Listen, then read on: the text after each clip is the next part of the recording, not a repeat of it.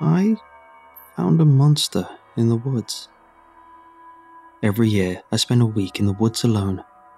I cannot stand being inside my empty house on the anniversary of when I lost everything important in my life. The walls close in on me and I feel suffocated. So, I go to the woods. I sleep, drink, and try to shoot at least one deer. On the second day of my trip, I was walking through the forest in damp weather, feeling miserable, when I came across it. A creature hanging by its foot from a tree. I panicked when I first saw the figure strung up in the tree and rushed forward, hoping if it was a person I could still help. As I got closer, I saw that even though his body was similar to a human, all the proportions looked wrong. The legs far too long and skinny, the stomach sunken in, ribcage visible, making it seem like it had no muscle mass or fat. I stopped below the creature, staring up at it in disbelief of what I was saying. One foot was stuck inside a bear trap that was attached to a chain, hooked over a branch.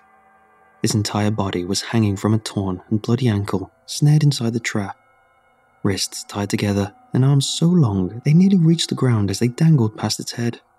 The creature's face was covered by a blank wooden oval with moss spilling out from it.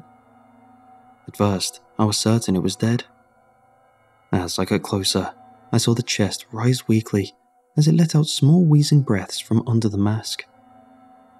Even without seeing what was under the mask, I knew this thing wasn't human. The woods had a bad reputation of people going missing. Most didn't like camping overnight inside the forest anymore. It was a good place to find fish and hunt, but not to stay the night. I had my hunting rifle with me. I could put it out of its misery, or just left it alone. Someone put this thing here. They might be back for it. Misty rain came down, and I could see puffs of my breath in the terrible weather. My feet cold and fingers stiff. It would get dark in a few hours. I should go back to my camp and get dry, or else I would get sick. Or leave this damn forest before any more of these creatures came for me. Instead, I did something only an insane person would. I placed my gear on the ground to climb the tree to get the creature down. It was the middle of the night when the creature stirred. I treated the wounds the best I could. Getting the bear trap off without cutting my hands took almost an hour to do so. Dragging the lanky thing back to camp wore me out, and I still needed to dry the creature off and wrap its wounds. The damn thing better appreciate what I did for it. While I waited for it to wake up, I sat by the fire, sitting under a tarp to keep dry. I let the monster I dragged back use my tent, keeping the flap open so I could keep an eye on it. I was dead tired, but didn't want to fall asleep with whatever the thing was close by to eat me my sleep. Its limbs were so long I had to fold them to make sure it fit inside my small tent. At some point in the middle of the night, I heard movement in my tent. Slowly, a hand came out, long fingers testing the damp ground. I couldn't see the thing's expression because of the mask and moss covering its entire head. Even while it slept, I didn't dare look what it really looked like. I remained still, wrapped up in my spare blanket. If it attacked, I could shoot it, but I didn't even reach for my rifle. Half of the creature's body came out of the tent, body freezing up when it sensed me nearby. The next few seconds were tense. Neither of us moved, waiting for the other to act first. I hoped this would be a treat and release process, that when this creature woke up, it would just go back off into the woods. I was not so lucky. It made the choice to attack the easy target. Darting forward, it cleared the distance between us. I was knocked over, thin, bony hands pinning me down to the ground. The mass split up so fast, I never saw what was underneath. Sharp teeth grabbed a hold of my jacket and started to shake it, tearing the fabric, but not reaching my skin. The attack didn't last very long. I was fully ready to accept my death in that moment. After all, I had nothing waiting for me outside that forest. If I could become food, at least my death would mean something. But this creature didn't even give me that. It stopped, releasing my coat and staggered back. Collapsing on its side, it let out ragged, wheezing breaths. It used up all its strength in that thin body. I watched it, wondering what to do next. I grabbed a blanket from my tent, trying to wrap it up to keep the creature warm. It weakly pushed my hands away, sharp claws catching my coat but not tearing it. Wrapping the thing up very much like a burrito, I went about getting it back inside the tent. I couldn't see the creature's expression, but I could sense how annoyed my new campmate was being manhandled and wrapped up. Until it regained some strength, it would need to accept some help. I went back outside, wrapped myself in my own blanket again, and stared back into the weak fire. I planned on staying up all night, but I drifted between sleep until dawn came. Out in the trees, I heard sounds, as if someone was walking around in the dark just beyond my camp. Fear fluttered in my stomach. I was out in the open, exhausted from the cold weather. I didn't mind death, but I was still afraid of whatever was stalking around in the night. When morning came, I looked around the camp to find someone, or something, had in fact been circling my camp. Muddy tracks and broken twigs gave me enough evidence of being watched. I wondered if it was more of those creatures waiting to grab the injured one inside the tent. At least I lived through one night so far. My new guest was out of the tent when I got back to camp. It was wrapped in a blanket, glaring at me from under the mask. I could feel the eyes on me, even if I couldn't see them. I needed to think of what to do next. I could just pack up and leave. I doubted these things would follow me into the city. It still wasn't healed up and wouldn't be able to protect itself if whoever hung it up came back. Trying to get the creature to eat, it had no interest in the hot dogs and marshmallows I brought. It was a little surreal seeing a lanky creature like it in the dim grey morning light. This thing wasn't human, and yet I was helping it for reasons I didn't know. Aside from people, this thing might eat other meat. If I could shoot some game, maybe a good meal will help it gain some strength back, and maybe for all my trouble, I would be eaten in the end. Only time would tell how thankful this thing would be for all the help. I didn't want to go off into the forest hunting alone. If another person came across my camp, I didn't want them to come across my monster. One of them would end up dead if that happened. I paced, trying to think of what to do. As if it could sense my train of thought, the lanky creature bundled the blanket, putting it inside the tent to stay dry. Then it climbed up my back, lanky limbs wrapping around me. My skin crawled and stood, back bent, trying to support the sudden weight change.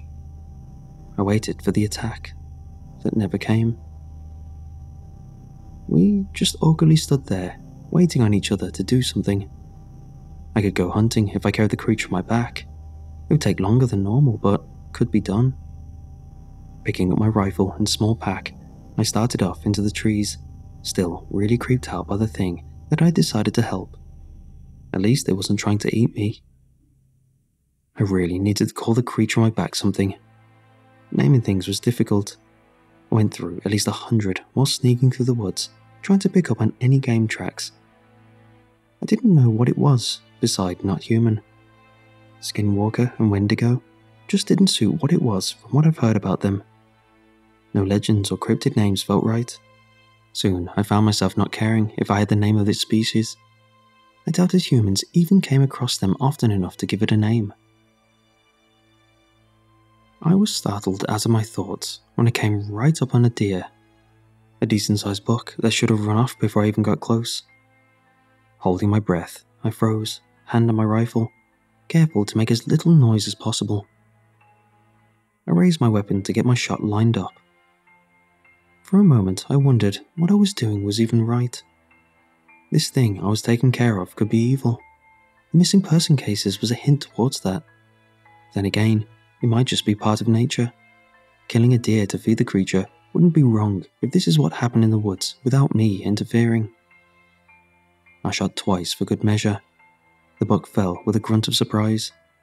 The thing on my back dropped to the ground, moving like liquid. It sulked towards the fallen creature, masked face darting around as if it expected something was going to swoop in and take its food. While watching it eat, I decided on a name in the worst way possible. I've seen videos of what a fox sounds like. Those nightmare screeches and sounds were the same kind this creature made while it tore into the deer and ate. Because his back was turned to me, I never saw its face. Just the fact the mask was lifted so it could bite and tear off chunks of flesh. Fox felt like a suitable name for the monster I'd taken in. Fox, I said, mostly to myself, trying the name out. The creature slightly turned at my voice, letting me see a human-looking mouth, but filled with bloody, sharp teeth. I think he liked the name. Fox ate through the entire deer with insane speed.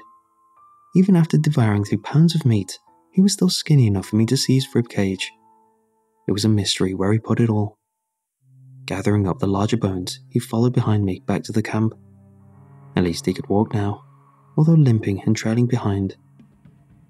He crawled mostly on all fours, even though he was holding bones in his hands.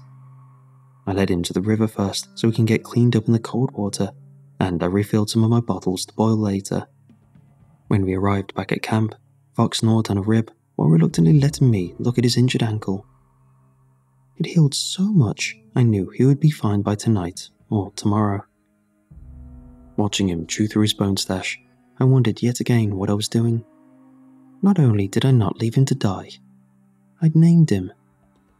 There was something seriously wrong with me if I could get attached to a creature like this. You can eat me, you know, I told him, not knowing if he knew what I was saying. Fox looked over at my voice, but didn't pause in his gnawing. Bone under his moss blanket covering his face.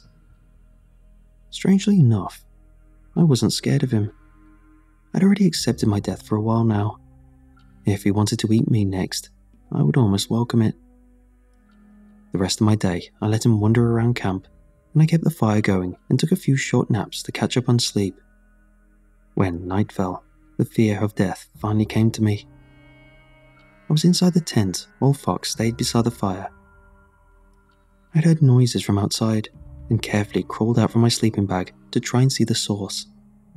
It sounded like a few people walking just outside where the firelight could reach. Fox tensed up, looking ready to attack if needed. I found my rifle, taking it into my hand as silently as I could. My eyes adjusted to the darkness, and I could faintly see forms similar to Fox moving around in the trees. There was more of whatever he was in the forest. I stood, waiting for them to make a move, rifle pointing downward. I didn't want to shoot one if they only showed up to pick up a missing member of their pack. One was brave enough to poke its head into the light. It was low to the ground, lanky elbows pointing up. It also had a blank wooden mask, but it had a mane of tangled branches covering the upper half of its body. For a second, I thought I spotted glowing eyes inside that heap of wood, staring daggers at me. Well, go on, I whispered to Fox, trying to encourage him to go and rejoin his group. Almost like cats, they got closer to each other on all fours, backs arched, studying and doing a half circle around each other. Other creatures appeared, watching the exchange, each having a wood mask with some sort of pile of forest debris covering their faces. Some stood on 2 legs, making them almost 8 feet tall. Others on all fours, ready to swiftly run forward if startled.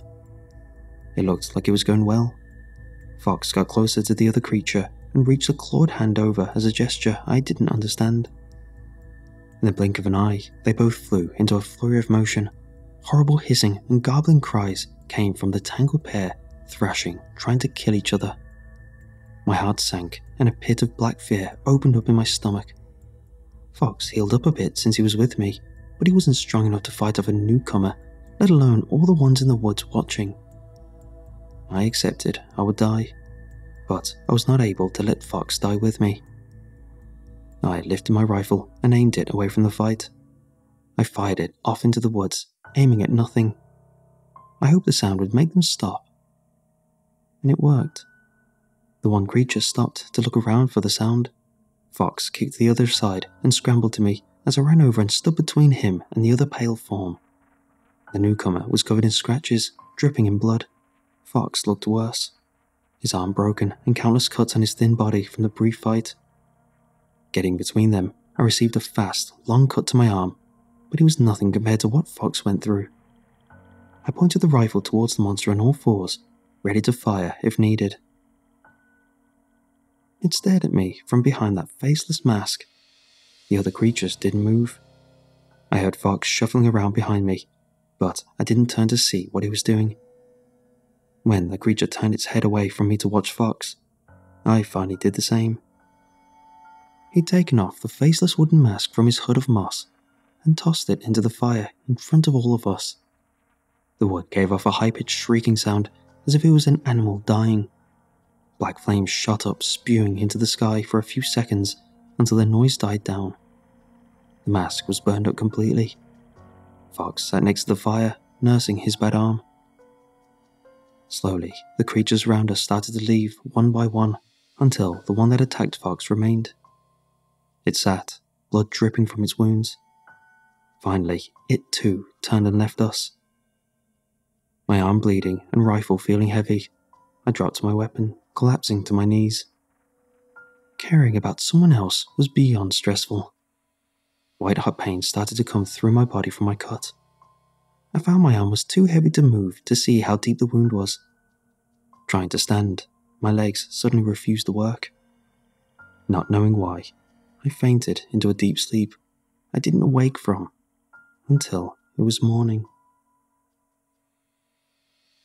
When I opened my eyes, I was inside my tent at my side, my arm out in front of me so I could see the wound was stuffed with moss. I felt hot and too weak to move or do anything at all. I couldn't even move my fingers. Pain came in waves as I tried to ignore it. Focusing on anything but the throbbing in my arm, I listened to the pattering of rain outside. The light was grey and impossible to tell what time it was. The tent flap open, letting cool air and misty rain come inside the tent. Fox must have been the one to put me in here, but he didn't know how zippers worked. My energy fading, I fell asleep again. The next few days, I knew I was dying. Whatever got into my cut was nasty. That creature easily being able to kill with one strike of its claws. I slept most of the time, far too weak and feverish to move. Fox would keep me hydrated by lifting my head to let me drink from my steel water bottle I brought along, but the water tasted muddy. He was getting it from the river, not knowing how to boil it. His efforts might just kill me faster. In my fever dreams, I was tormented by the truth that haunted my every waking hour. The reason why I wanted death so badly, even though I was too much of a coward to do it myself. I wasn't there to hear the car accident, but was still plagued by the sounds. My mind repeated the sound of the officer knocking on my door at 4 a.m. to awkwardly tell me the news. His first time saying such tragic words to another person. And I knew it was my fault. 5 years ago, I cheated on my wife. On one night fling, I did not have a good reason, aside from I just felt like it. I told her, knowing I would be unable to hide it. She very understandably got upset and left the house to her brother's place 4 blocks away. They both drank and insulted me, something I rightfully deserved. To this day, I don't know why they decided to drive back home that night. She was too drunk to drive, but her brother thought he was fine. It was only 4 blocks away from our home, and yet they got into a 3-car pileup from people leaving the bar for the night. Everyone in my wife's car died that night. Everyone in the other cars were lucky enough to receive injuries they could recover from. 3 people died. My wife, her brother, and our daughter in the back seat of the car. I went to sleep when she left and wasn't even aware she took our daughter to her brother's place with her. All because I made one decision to go home with a woman I thought was attractive. A whim that killed 3 people. I needed to live with that fact for the rest of my life. Delirious from the fever, I could barely keep my eyes open. I saw Fox sitting next to me, his form blurry in my weak state. I couldn't handle falling back asleep and hearing my daughter was gone again. "Please, kill me," I begged him in a voice barely above a whisper. He didn't react for a long time. The longer I looked, the more I noticed he was slightly different. More human. His proportions not as lanky as before. He leaned in, and I saw instead of the moss covering his face, he replaced it with torn up fabric that was once my clothing. He didn't keep it together with glue or thread. My tired brain wondered how the heaps of cloth stayed on his head. Reaching over, he took my arm, now red and infected from the cut. It caused a jolt of pain that almost knocked me out again to rattle my bones. Lifting my hand to his covered face, Fox lifted some of the rags to reveal a mouth of sharp teeth. Without any hesitation, he took my pinky finger off in one bite. I let out a soft scream, struggling to stay awake. Letting my hand drop, his long fingers came into view, moving directly to my throat.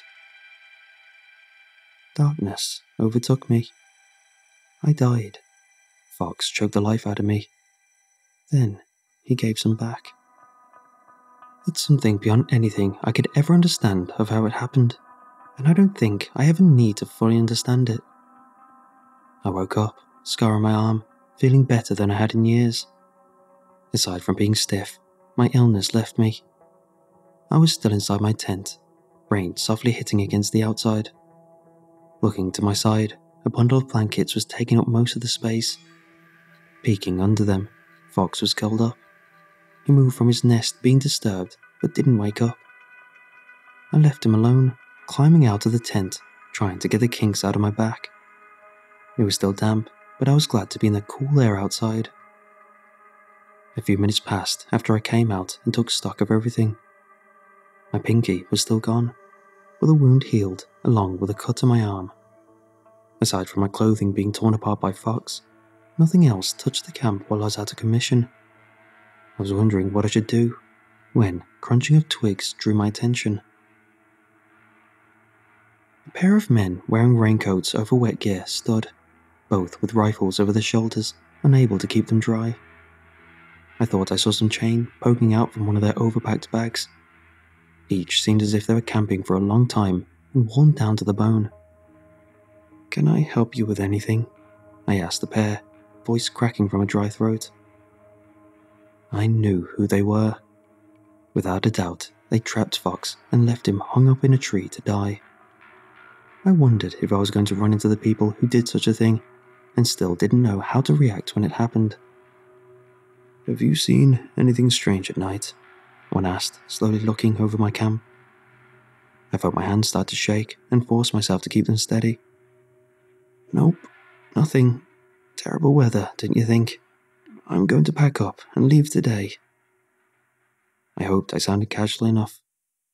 Glancing over, I saw Fox sitting up in the tent, moving around in the blanket pile silently. From the angle, only I was the one who could see him. The two men looked at each other as if trying to decide something. If Fox saw them, would he kill them? Would I let him after what they did? If we let them go back into the forest, these two could kill more of those creatures. I was sure of that. Whatever was in the woods, they hunted them down. And I found I didn't care. I didn't save Fox because of what he was. I saved him to give myself a reason to keep going. He was special because I named him and made him special. They hurt him before he became that. If they left, I wouldn't go after them. But if they dared trying to harm Fox now, I wouldn't hesitate in killing them. Either they were too tired to deal with me, or I looked natural enough for them to believe my lie. "All right, take care of yourself," the older one said with a small wave of his hand. I watched as they left, still holding my breath. Fox poked out his head, covered in rags, directly towards the men who were already gone.